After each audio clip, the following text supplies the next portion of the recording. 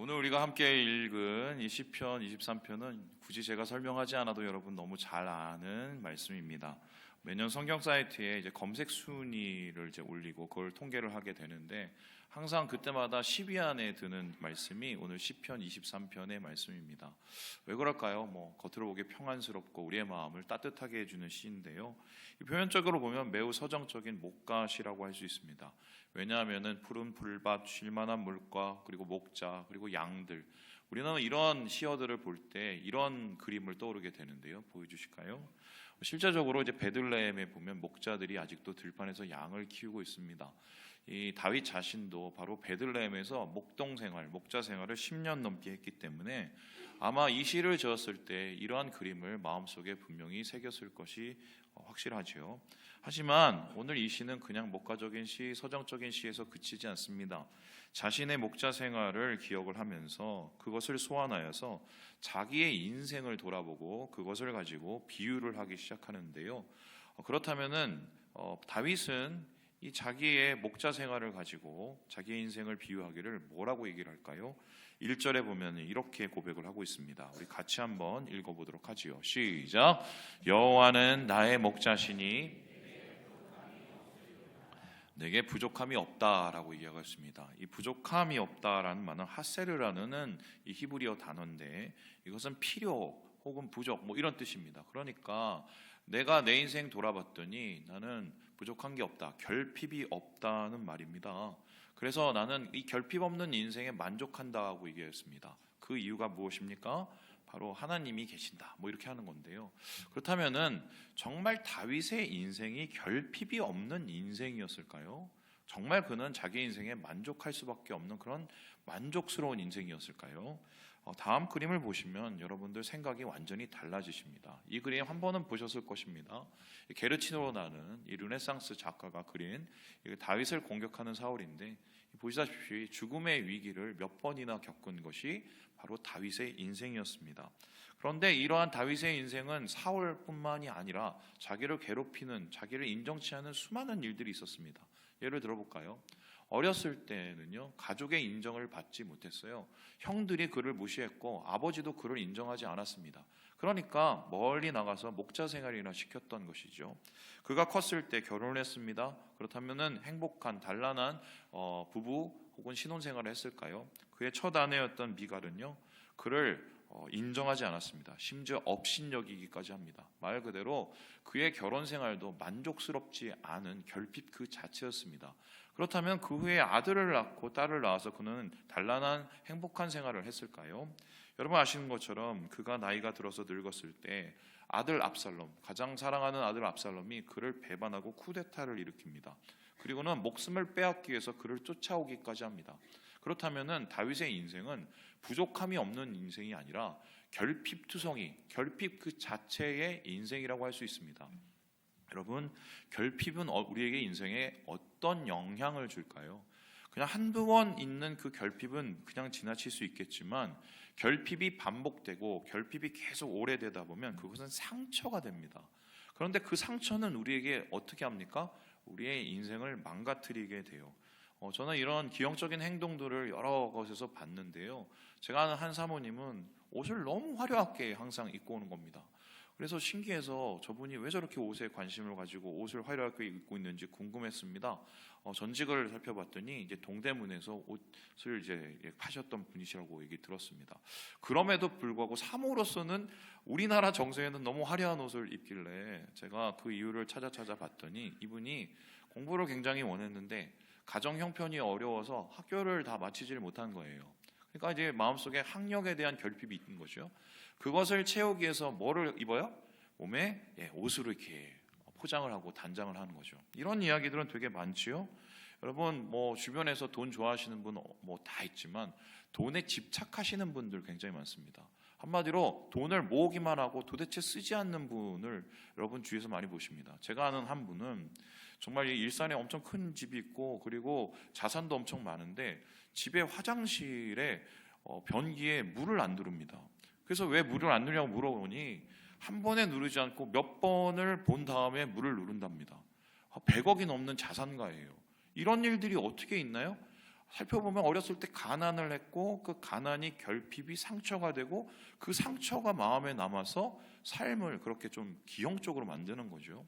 저도 그런 일이 좀 있는데 지금은 좀 덜하지만 저희 아내한테 좀 자주 혼나던 것이 있습니다. 왜냐하면 제가 자주 사다 무대는 것이 있었는데요. 양말하고요, 속옷이었습니다. 그러면 제가 양말, 속옷 몰래 사오면 저희 아내가 또 사왔냐고 막 핀잔주고 그랬는데 왜 그런지 한번 살펴봤더니 저희 집이 삼형제지 않습니까? 그래서 잘 사는 집안이 절대 아니었거든요. 그러니까 옷을 물려 입었어요. 옷을 물려 입다 보면은 양말도 물려 입고 심지어 속옷도 물려 입은 적이 있었습니다. 이제 그러다 보면은 양말이 해져요. 구멍이 나요. 그러다가 이제 아이들이 그걸 놀리기 시작하면 그게 저한테 상처가 남는 거죠. 속옷도 불편함을 이제 감수하고 입어야 되니까요. 그래서 그게 마음에 남아서 어느 순간 저도 모르게 속옷집에 가고 있고 어느 순간 저도 모르게 양말을 사고 있는 제 모습을 보게 됩니다. 결핍이 상처가 되고 상처가 인생이 되는 뭐 이런 케이스라고 볼 수 있는데, 그렇다면 다윗의 인생은 어렸을 때도 컸을 때도 늙었을 때도 이런 결핍투성이었다면 엉망진창이어야 됩니다. 그런데 다윗은 엉망진창의 삶을 살았나요? 우리는 다윗의 삶을 잘 보면 알 수 있지만 그는 그의 결핍에 비해서 매우 꿋꿋한 삶을 살았다는 것을 알 수 있습니다. 왜 그는 이러한 결핍들을 이겨낼 수 있었을까? 오늘 1절에서 얘기하는 것처럼 목자이신 하나님 때문이다 라고 얘기했습니다. 상황과 환경은 나를 계속 결핍하게 만들고 인생을 기형적으로 만들 수밖에 없는 상황이었지만 하나님 때문에 이 모든 것이 다 커버되었다, 이렇게 설명을 하고 있는데요. 그렇다면 하나님께서 도대체 무엇을 어떻게 해주셨길래, 목자이신 하나님이 그에게 도대체 어떤 분이셨길래 그는 이 결핍을 이겨내고 만족스러운, 부족함이 없는 그런 아름다운 인생이라고 고백할 수가 있었을까? 오늘 말씀을 살펴보면 부족함을 채우는 세 가지의 이유를 찾게 됩니다. 첫 번째, 우리 같이 한번 읽어볼까요? 시작! 인도하시는 하나님. 그의 인생 결핍스러운 모든 것들이 있었지만 그럼에도 불구하고 그가 만족을 누렸던 것은 하나님께서 그를 인도하셨기 때문이라고 이야기하고 있습니다. 우리 함께 3절의 말씀을 같이 한번 읽어보도록 합니다. 시작! 내 영혼을 소생시키시고 자기 이름을 위하여 의의 길로 인도하시는 도다. 하나님께서 나를 의의 길로 인도하신다라고 얘기합니다. 그런데 신기하죠. 하나님께서 인도를 하시는데 우리의 생각으로는 좋은 곳으로 인도해야 좋은 목자 아닙니까? 예를 들어서 푸른 풀밭이나 혹은 뭐 쉴만한 물가나 이런 데로 인도하는 목자, 우린 그 목자를 좋은 목자라고 생각을 합니다. 그런데 이 목자는 좀 이상합니다. 그냥 푸른 풀밭에서 누워있게 시키지 않고 혹은 쉴만한 물가에서 물 마시고 뭔가 풍요롭게 지내지 않고 그를 끌고 다른 데로 자꾸 데리고 갑니다. 그러면 어딜 데리고 가죠? 의의 길로 데리고 가요. 여기서 말하는 의의 길이라는 것은 마하갈 제덱이라는 단어인데 곱게 뻗은 길입니다. 그런데 이 길이 어떻게 생긴 길이냐면 사람들이 많이 다니면서 생긴 비포장도로예요. 그러니까 좁은 길이에요. 그렇다면은 쉴만한 물가에서 잘 놀던 양을 일부러 끌고 가서 좁은 길로 데리고 갑니다. 근데 여기서 끝나지 않죠. 여러분 말씀을 보면 뭐가 나오죠? 사망의 음침한 골짜기. 여긴 왜 데리고 가는 거예요? 이게 죽음의 협곡, 한마디로 잘못하면은 뭐 승냥이나 이리떼에 당할 수도 있고 심지어 도적대가 있는 그곳을 이상하게 목자는 데리고 갑니다. 아니 좋은 목자가 아닌가? 왜 굳이 이렇게 데리고 다니면서 귀찮게 만들고 말이요. 우리의 인생에서도 마찬가지죠. 하나님께서 좀 나를 편하게 놔두시고 나를 좀 행복한 곳에 놔두셨으면 좋겠는데 굳이 이렇게 저렇게 끌고 다니면서 나를 괴롭히실 때가 많이 있지요. 그런데 이렇게 하나님께서 그를 인도하시는 방법은 양들의 독특한 습성 때문이라면 여러분 어떻게 생각하십니까? 여러분 이 필립 켈러라는 목사님이 있어요. 이분이 어떤 분이냐면 전직 목자셨습니다. 그러니까 양에 대해서 누구보다도 잘 아는 전문직 목사님이었는데요. 근데 이 목사님이 이런 양의 독특한 습성에 대해서 이렇게 기록을 하고 있어요. 우리 함께 말씀을 같이 한번 읽어볼까요? 시작! 양은 도랑이 파이도록 계속 같은 길로만 다니고 황폐해질 때까지 같은 곳에서만 풀을 뜯는다. 이 습성 때문에 땅은 망가져 이내 온갖 기생충으로 감염된다. 얼마 가지 않아 전체 양떼가 온갖 기생충과 피부병에 감염된다. 결국 야이고 쇠약해지고 병들어 간다. 이때 목자가 취할 수 있는 가장 좋은 안전조치는 양을 계속 이동시키는 것이다. 양이 그러니까 고집이 굉장히 센가 봐요. 그래서 가던 데만 갑니다. 있던 데만 있습니다. 뜯던 데만 뜯어요. 심지어는 거기가 황폐케 되고 엉망이 돼도 계속 거기에 머물려고 합니다. 처음에는 푸른 초장이었을지 모르겠지만 계속 뜯다 보면 황폐한 그냥 땅이 돼버려요. 그리고 그의 길이 맨 처음에는 쉴만한 물가로 가는 길일지 모르겠지만 계속 그 길만 다녀보면 이건 뭐 파인 길이 돼버리고 맙니다. 그러니까 이 목자는 양을 살리기 위해서 어쩔 수 없이 어떻게 해요? 끌고 다녀야 돼요. 양이 안 가려고 해도 끌고 다닙니다. 끌고 다니다 보면 좁은 길로 갑니다. 그리고 더 좋은 데로 가려다 보면 음침한 골짜기도 지나가야 되는 거예요. 그 이유는 뭡니까? 양을 살리기 위해서예요. 양을 살리기 위해서 이렇게 이끌고 끌고 다니게 되는 것입니다. 그럼 다윗의 인생 하나님 앞에 어떻게 끌림을 받고 어떤 인도하심 가운데 그는 무엇을 얻었을까요? 다음 그림을 보시면 다윗이 인생 가운데 어떤 경로를 다녔는지가 보입니다. 여러분 어마어마하죠? 이게 여러분 제가 질문해 볼게요.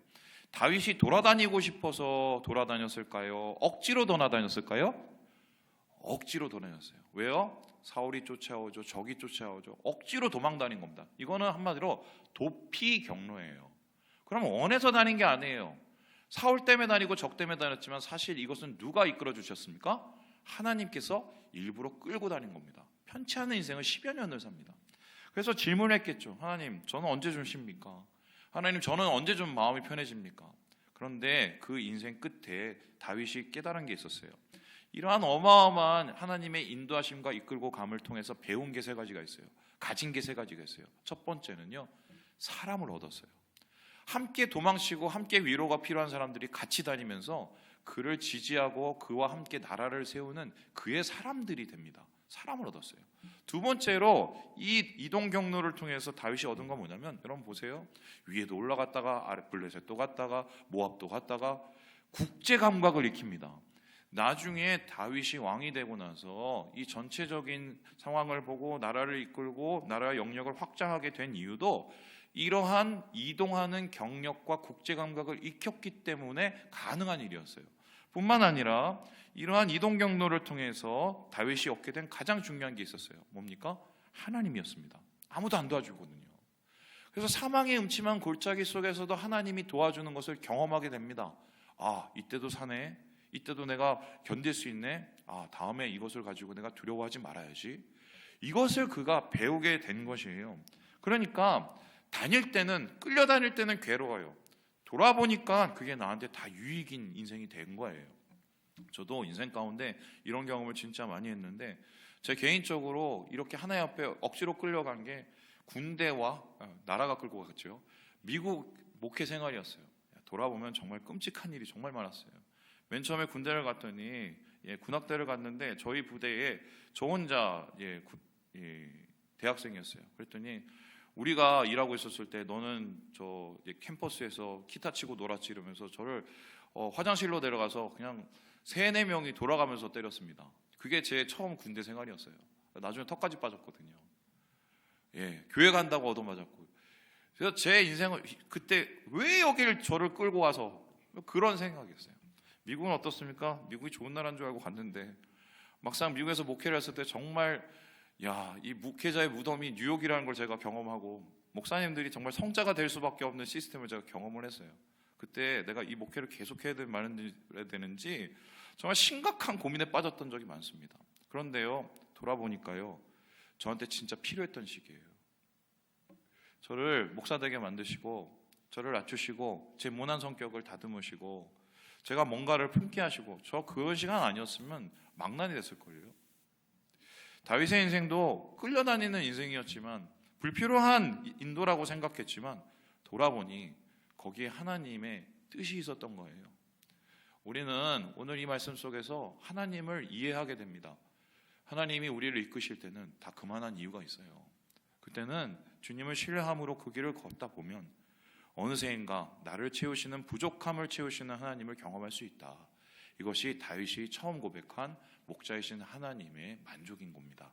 두 번째로, 그렇다면 다윗이 말하고 있는 하나님이 부족함을 채우는 이유가 무엇일까요? 우리 같이 한번 읽어보도록 하겠습니다. 시작. 위로하시는 하나님. 하나님이 인도하실 뿐만 아니라 하나님이 나를 위로하신다라고 얘기를 하고 있는데요. 우리 함께 4절의 말씀을 같이 한번 읽어보도록 하겠습니다. 시작. 내가 사망의 음침한 골짜기로 다닐지라도 해를 두려워하지 않을 것은 주께서 나와 함께 하심이라. 주의 지팡이와 막대기가 나를 안위하시나이다. 하나님께서 나와 함께 하시고 나를 어떻게 하신다고요? 안위하신다고 얘기합니다. 근데 이 안위하다는 말을 여러분 좀 고민해 봐야 될 게, 나를 편안하게 해준다 그런 생각을 가질 수가 있는데 이 단어를 보면 생각이 달라집니다. 보여주시죠. 이 안위라는 단어는 나함입니다. 제가 그냥 나함이라고 안 하고 나함이라고 했죠. 여러분 뭐가 느껴지세요? 이게 위로하다라는 의미인데 어원은 뭐냐면요, 깊은 한숨이에요. 나함. 그러니까 누군가를 바라보면서 우리가 한숨 쉴 때가 있죠. 우리 자식들을 바라볼 때 어떻게요? 그들의 아픔을 공유하고 그 아픔을 쓰다듬을 때 한숨을 같이 내시죠. 하나님께서 다윗의 인생 속에서 그렇게 한숨을 내시면서 그를 동정하시고 불쌍히 여시면서 그를 위로하셨다. 컴포트가 아니라 케어예요. 그런데 독특한 게 하나님께서 위로하시는 방법이 어떻게 위로하셨냐면 도구가 두 가지가 나옵니다. 첫 번째는 지팡이고요. 한 가지는 또 뭐예요? 막대기입니다. 그러면 지팡이와 막대기가 왜 다윗에게 위로가 됐을까요? 한번 제가 질문해 보겠습니다. 여기 두 가지의 짝대기가 나옵니다. 뭐가 지팡이고 뭐가 막대기일까요? 자, 막대기가 어떤 것 같아요? 예, 저 짧은 50cm 정도밖에 안 되는 저 위에가 동그래 보이는 게 저게 막대기입니다. 그리고 지팡이는 좀 길죠.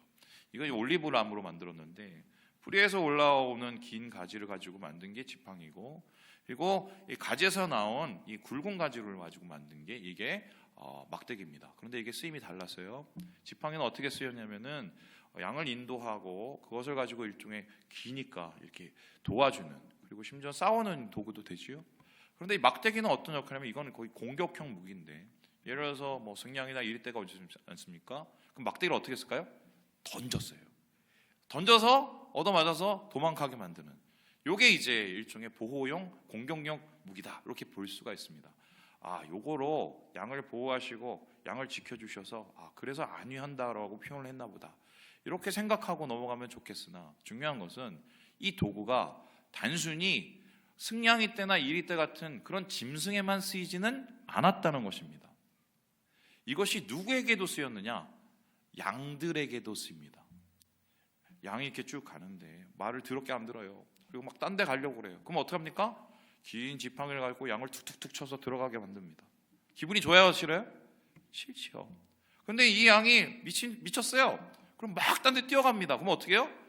몽둥이를 들어다가 확 집어 던져요. 놀라게. 이게 양들을 한마디로 훈계하고 양들을 교육시키는 도구가 됩니다. 여러분, 하나님께서 안위를 한다고 얘기하고 나함이라고 얘기했는데 이거 때리는 거 아니에요? 이거 뭐 징계하는 거 아니에요? 이게 무슨 위로입니까? 여러분, 우리가 질문을 하게 되는 거죠. 그런데 다윗의 인생에서 이게 위로가 될 수밖에 없고 이게 반가운 일이 될 수밖에 없는 것을 경험한 시기가 있습니다. 언제인가? 바로 시편 51편의 배경이에요. 시편 51편에서 다윗은 자기의 이 상황, 하나님께서 나를 때리시고 몽둥이를 던지신 상황을 이렇게 기록을 하고 있는데, 우리 함께 8절의 말씀을 같이 한번 읽어보도록 하겠습니다. 시작. 내게 즐겁고 기쁜 소리를 들려주시사 주께서 꺾으신 뼈들도 즐거워하게 하소서. 하나님이 어떻게 하셨다고요? 뼈를 부러뜨리셨대요. 그런데 그게 기쁘대요. 이 말이 됩니까? 왜 이런 얘기를 할까요? 이 시는 여러분 아시는 분은 알겠지만 밧세바하고 간음한 사건 때문에 일어난 이 시입니다. 그때 어떤 일이 있나요? 어떤 여인이 옥상에서 목욕하는 거 보고 탐욕이 생겨서 그 아내를 뺏어오지 않습니까? 그리고 그 남편을 죽이죠.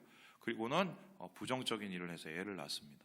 한마디로 다윗이 가장 못됐을 때의 상황이었어요. 하나님께서는 그를 그렇게 가만히 내버려 두시지 않습니다. 어떻게 해요? 나단을 통해서 지적을 하고 그의 죄를 만천하에 드러내십니다. 그때 자기 아들이 죽어요. 그 죽음 앞에서 다윗이 무너집니다. 하나님 앞에 회개를 하죠. 그리고 그는 철저하게 하나님 앞에 무너졌습니다. 하나님이 나를 치셨으니까요. 그런데 그 치신 하나님 앞에 몽둥이를 맞고 막대기를 맞은 그 하나님 앞에 감사를 합니다. 왜일까요? 하나님이 그렇게 안 하셨으면 죽으니까요. 하나님이 때로 우리를 때리실 때가 있어요. 얻어맞을 땐 기분이 정말 더럽습니다. 되게 힘들어요. 근데 돌아봤었을 때 그 시간이, 그 아픔이 나한테 꼭 필요했을 가능성이 상당히 높습니다. 왜요? 그걸 통해서 우리의 영혼이 살아나기 때문이죠. 하나님께서는 이렇게 하시기까지 기분이 좋으시겠어요? 나쁘시겠어요? 여러분, 자녀를 때려보신 분 알죠? 오늘 너 나한테 한번 맞아봐. 내가 오늘 기분이 안 좋으니까 한번 풀어보겠어. 이러고 때리나요? 아니면 가슴 아프게 때리나요? 가슴 아프게 때려요. 하나님이 다윗을 때리면서도 나함하신 거예요. 깊은 한숨을 쉬면서. 바로 이것이 하나님의 마음이기 때문에 다윗은 하나님의 마음을 알고 위로를 받은 거예요. 살리시려고 그랬구나. 나를 살리시려고. 그렇게 해서 하나님께서 그렇게 하셨구나. 지나보니 그 하나님의 은혜를 깨닫고, 그런 하나님께 내가 만족할 수밖에 없다. 이렇게 얘기하는 거죠. 그래서 하나님에 대한 신뢰로 고백하는 게 두 번째의 만족함의 이유입니다. 그렇다면 마지막으로 다윗이 고백하고 있는 부족함이 없는 이유는 무엇일까요? 우리 같이 한번 읽어보도록 하겠습니다. 시작. 맞아주시는 하나님. 인도하십니다. 싫어하는데도 막 끌고 다녀요. 위로하십니다. 지팡이 막대기 막 던지시면서 우리를 살리시려고 해요. 인도하시고 한숨을 쉬시고. 그리고 그런 하나님께서는 어떻게 하시냐? 이 다윗을 맞아주시고 세워주신다고 얘기하는데요. 우리 함께 5절의 말씀을 같이 한번 읽어보도록 하겠습니다. 시작. 주께서 내 원수의 목전에서 내게 상을 차려주시고 기름을 머리에 부으셨으니 내 잔이 넘치나이다. 지금 하나님께서 상을 차려주세요. 이 상은요, 잔치상이에요. 학자들은 이 시가 대부분 이 다윗이 노년에 쓰여졌을 것으로 생각을 합니다. 그러면 이 잔치는 요즘으로 말하면 칠순잔치 뭐 이렇게 되는 거죠. 저는 칠순잔치를 꼭 하려고 합니다. 왜냐하면 70 넘어서 80까지 못 살 거를 제가 확신하기 때문에 칠순잔치 꼭 하려고 해요. 그러면 칠순을 할 때 우리가 어떻게 합니까? 여기는 세 가지의 도구가 나오는데 음식이 막 하나님 차려주시는 거예요. 그리고 기름을 부어주십니다. 이 기름이 뭐냐면 귀한 손님들한테 향을 부어주거든요. 기름은 이렇게 향을 이렇게 넘쳐나게 깨끗하게. 그리고 뭐예요? 축배의 잔을 들게 하시죠. 하나님께서 다윗에게 아주 잔치상을 거하게 차려주시는 겁니다. 그의 인생 속에. 기쁘죠. 그런데 흥미로운 게 여기에 신기한 좀 대목이 있어요.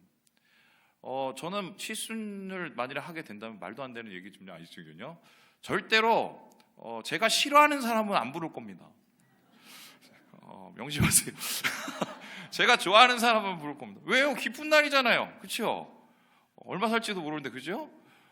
그런데 하나님께서 지금 다윗에게 칠순잔치 차려주시면서 누구 앞에서 차려주십니까? 원수 앞에서 차려주신대요.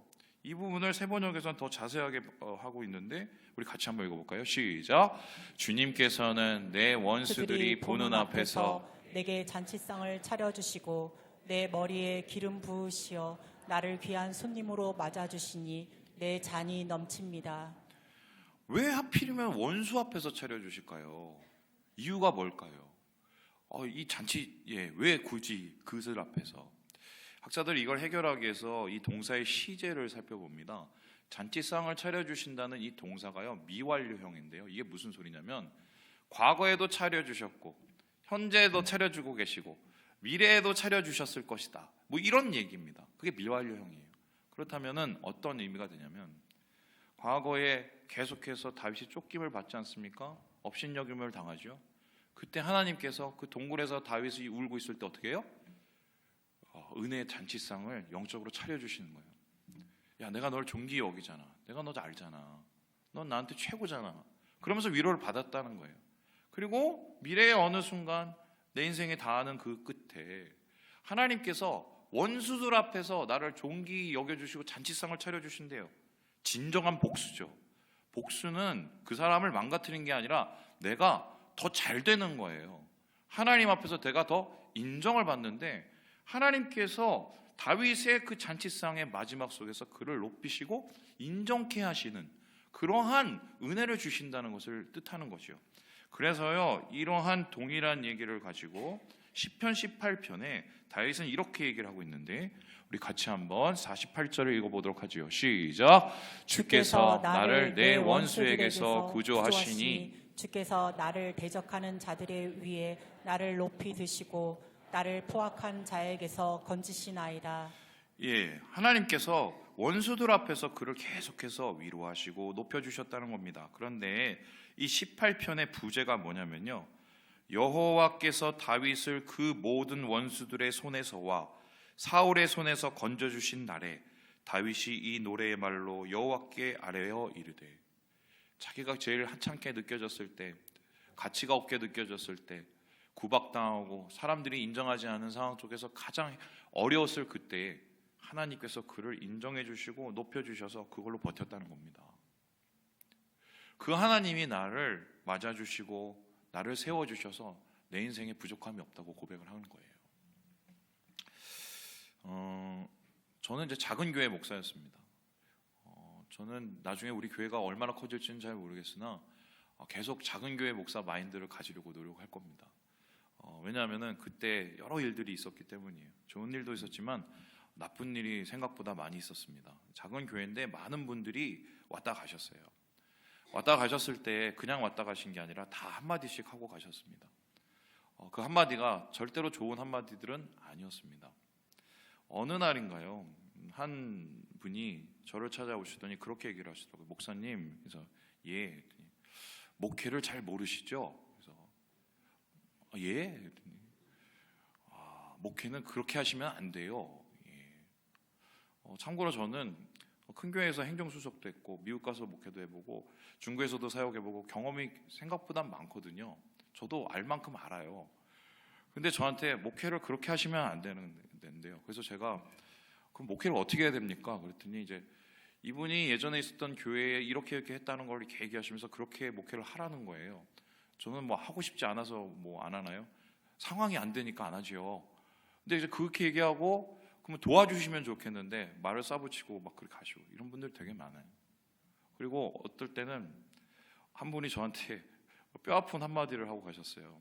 저하고 한 10여 년을 사역하셨던 분인데 이분이 저한테 물었잖아요. 목사님, 그래서 예, 목사님 왜 이렇게 사랑이 없으세요?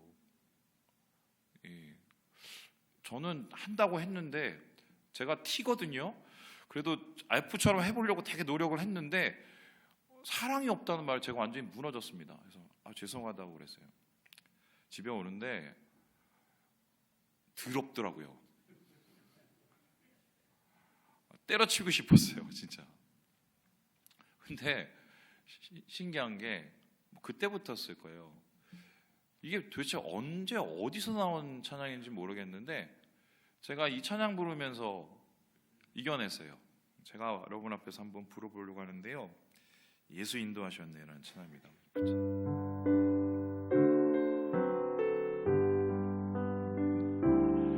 내 인생 여정 끝내요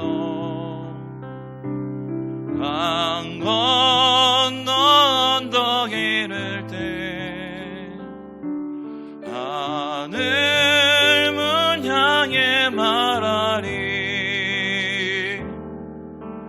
예수 인도하셨네 매일 발걸음마다 예수 인도하셨네 나의 무거운 죄짐을 벗고 모두 하는 말 예수 인도하셨네. 저 이 찬양 별로 좋아하지 않았거든요. 근데 막 그때마다 이 찬양이 막 입에서 나왔어요. 2절을 보면은 더 이 찬양 가사가 적나라한데 이 가시밭길 인생을 허덕이면서 갈 때 시험과 환난 많으나 예수 인도하셨네. 매일 발걸음마다 예수 인도하셨네. 3절은 더 대단합니다. 내 밟은 발걸음마다 주 예수 보살피시사 승리의 개가 부르며 주를 찬송하리라. 매일 발걸음마다 예수 인도하셨네. 나의 무거운 죄짐을 모두 벗고 하는 말 예수 인도하셨네. 예, 목회 잘 모르는 목사고 사랑이 부족한 목사고, 예, 그런데 들어온 목사고 이 찬양 부르고 있으면 하나님께서 제 마음속에 그렇게 위로를 하셔요. 내가 알잖니, 내가 높이잖니, 내가 알잖니. 우리가 주님 안에서 신앙생활을 하고 하나님이 원하시는 뜻을 행하고 또한 주님의 길 가운데 서려고 하는 것은 어떤 사람 때문에 그런 게 아니에요. 예수님 때문에 그래요. 잔치상을 차려주시니까, 아시니까, 누구보다도 우리를 존귀 여기시니까. 저는 이번 설이 여러분에게 그런 설이 됐으면 좋겠습니다. 나를 존귀 여기시는 하나님을 만나는, 나에게 잔치상을 차려주시는 하나님을 만나는 그런 명절, 그 명절을 여러분 누리시고 하나님의 위로를 받으시고 주님 안에서 만족함을 누리시는 이 한 주 되시기를 주님의 이름으로 축원합니다.